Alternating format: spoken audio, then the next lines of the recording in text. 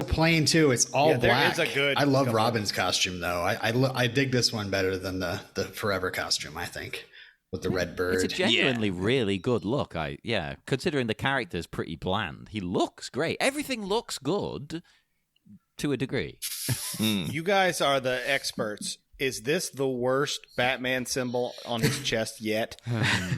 It's so thick. It's 15 pounds of polymer. It's like an inch and a half thick sticking out of his chest. And there's no need for it whatsoever. Because at least the Keaton one. Yeah. Was it in the novelization now where it was like saying how he had it? Or was it the draft where he had it to kind of distract people?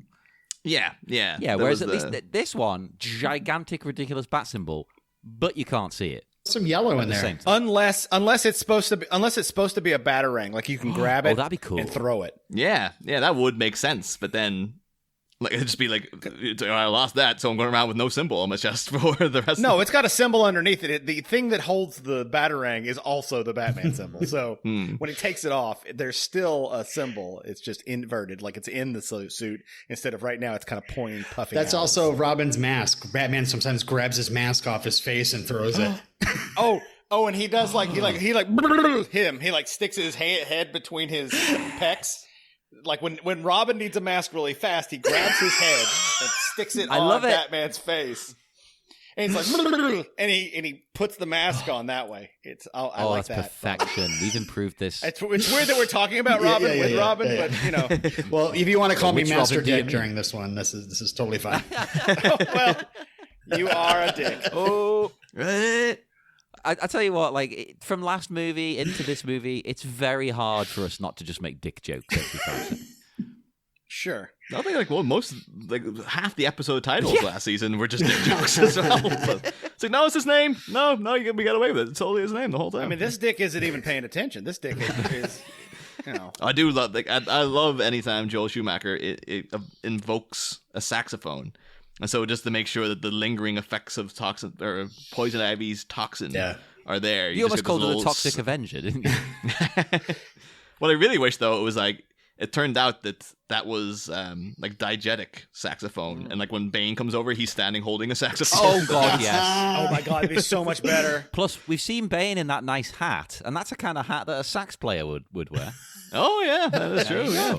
Remember we were talking about the theme of the party. If you look right after Batman grabs Robin and pulls him away, there's a guy in a tux behind him who is wearing, I think it's a boa made of ice, but maybe also feathers. I don't know. It looks like a necklace. And again, I'm like, what are you wearing? Like, did they put that on you when you got there? Yeah. Did you wear it there? You know what I think? I'm gonna try and justify it. He's that guy who turns up to a costume party but refuses to take part in the costume element. He's like, no, I'm wearing my fancy. Was this a costume party? But somebody has gone, you know, we're going to jazz you up a little bit. But just wear this. And he's like, okay, fine. There's always one.